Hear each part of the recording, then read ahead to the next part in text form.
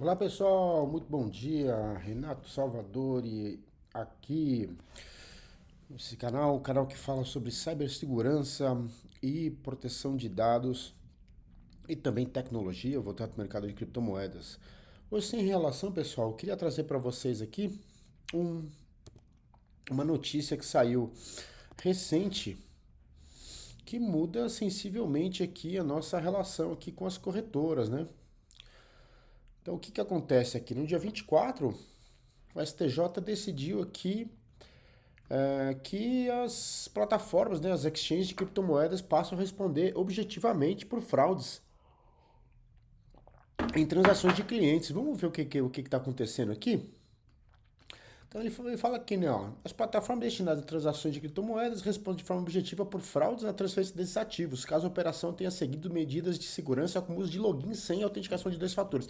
Ou seja, aqui ele não está deixando de responsabilizar você, usuário, por não ter seguido todas as medidas de segurança. Então, é aquilo, né?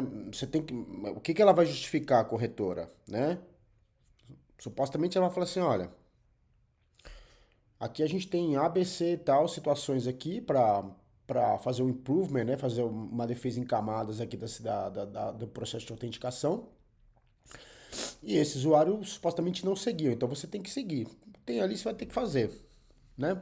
Lembrando que, pessoal, 80% de incidentes de violação e de segurança são decorrentes de gestão de acesso, de falha de gestão de acesso, né?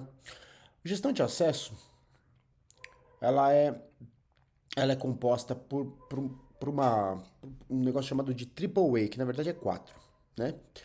É um processo, é triple A, são três As, mas na verdade são quatro, tá? Autenticação, autorização e accounting, que é contabilização. E por que quatro? Porque tem o auditing. Isso do lado da corretora, ou do lado da empresa, o auditing. Então, autenticação. A autenticação ainda tem um passo anterior que é a identificação, que é você ter o seu usuário, a validação do seu usuário. Então, quando gera um usuário para você, quando você cria um usuário dentro de um sistema, aquele usuário refere-se ao processo de identificação. Então, quando você coloca lá o usuário, calma, eu sou usuário tal, ele está buscando no banco de dados para identificar se existe um usuário daquele sistema. Então, esse é o primeiro processo. Depois, o processo de autenticação. E aí que entra o múltiplo fator de autenticação, né? Múltiplo fator de autenticação, a maioria dos sistemas, eles oferecem dois, né? Em linhas gerais, existem, você pode usar três ou até mais, na verdade, né?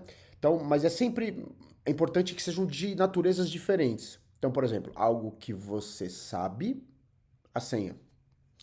Algo que você tem, um PIN, um token, né? Um cartão. Algo que você é, biometria. E ainda principalmente nos Estados Unidos, tem situações que validam uma geolocalização, onde você está, né? Então, ele pode variar, mas em linhas gerais o MFA ele cuida desses três pontos, sendo que a maioria dos sistemas usam dois. Mas o que é importante, né, quando você estiver pensando no MFA é que ele não pode ser dois da mesma natureza. Então, não pode ser duas senhas. Ou uma senha e uma passphrase. Não. Porque ambas são algo que você sabe, né? O MFA, para ser camadas de autenticação, ele tem que variar a natureza dele. Legal? Depois passou pela autenticação, vai para a autorização. A autorização é o que esse usuário autenticado, então validado no ambiente, tem acesso a fazer o quê, né? Então aqui entra a questão da autorização a fazer o quê, né? E aí, se você pensar no conceito do NIST, quando você desenvolve sistemas, você tem que pensar primariamente em duas coisas. Princípio do menor privilégio,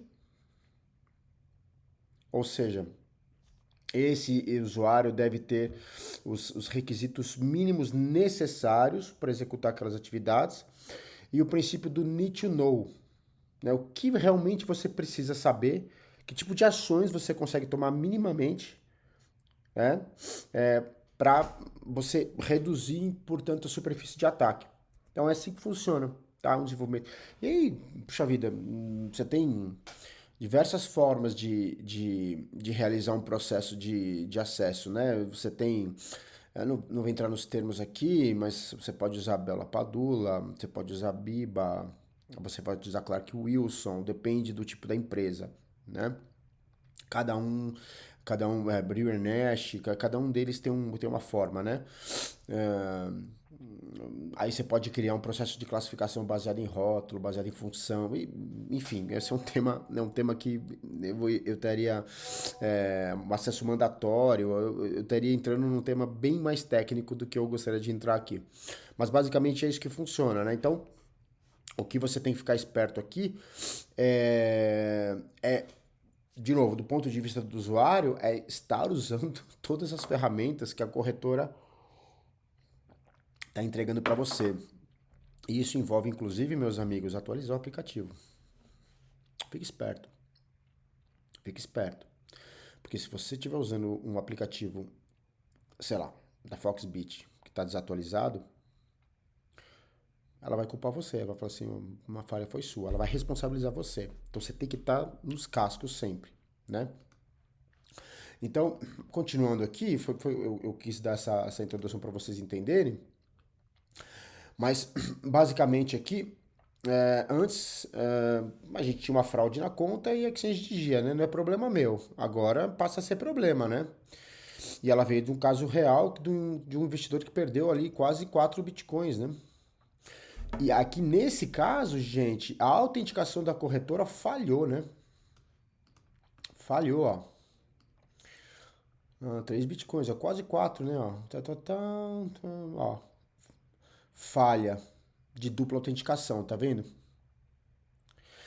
Aqui ele fala, ó, de acordo com o usuário, essa falha será relacionada ao mecanismo de dupla autenticação da plataforma, que exige login. Então, login é algo que você... O login é identificação. A pessoa escreveu errado aqui, na verdade, né? Eu não sou um técnico, né? O que é login aqui? Login não é nem... Login nem tem a ver com o processo de autenticação, é identificação. A autenticação é o login mais senha. E validação por e-mail para a realização de transações. Que no seu caso não foi gerado o e-mail de autenticação relativo à transação fraudulenta. Aqui o outro ponto, pessoal. Dica para vocês. Se o segundo fator de autenticação for um e-mail, não tenha o aplicativo desse e-mail no seu celular. Porque se roubarem seu celular, vai ser fácil do cara. Vocês entenderam? Não tenha. Não tenha. Não tem aplicativos desse e-mail no seu celular. Ou seja, você vai ter que entrar, abrir o navegador e, entendeu? Segurança, galera, segurança, tá? A empresa alegou que a fraude ocorreu por uma evasão de hacker no computador do usuário e não por falha de plataforma. Aí eu teria que entender aqui o laudo técnico, porque realmente pode acontecer mesmo, né? Pode ter acontecido isso também, né?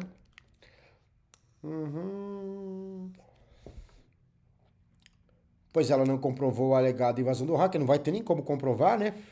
Nem o envio do e-mail ao usuário antes da transferência. Contudo, o tribunal entendeu que o desaparecimento de bitcoins decorreu de culpa exclusiva do usuário e de terceiros e afastou o dever de indenizar. Aqui ficou um negócio, né? Uma bola dividida aqui, né? Que o primeiro grau deu pro cara e depois o STJ aqui, o Tribunal de Justiça de Minas, né? O TJMG, deu pra corretora aqui. Sem uma análise forense aqui, fica difícil de você... Mas, né? A relatora do STJ lembrou que a jurisprudência do tribunal se consolidou no sentido que instituições financeiras respondem objetivamente pelos danos gerados. É o que acontece, né? Em fraude financeira, instituição financeira, a corretora vai entrar no mesmo bolo, né? Então, as exchanges devem responder como os bancos. É isso. A responsabilidade é objetiva, só escapa se provarem culpa do cliente, o que vai ser muito difícil, né? Isso acaba mudando o jogo, né, pessoal? Porque pressiona as exchanges a melhorarem a segurança, isso é bom, dá respaldo para exigir indenização e abre precedente jurídico, né?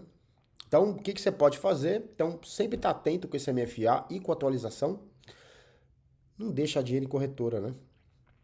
Então, se esse camarada tivesse assistindo os nossos vídeos aqui, ele não teria perdido esses 4 bitcoins, né? Mas para isso eu tenho que estudar autocustódia.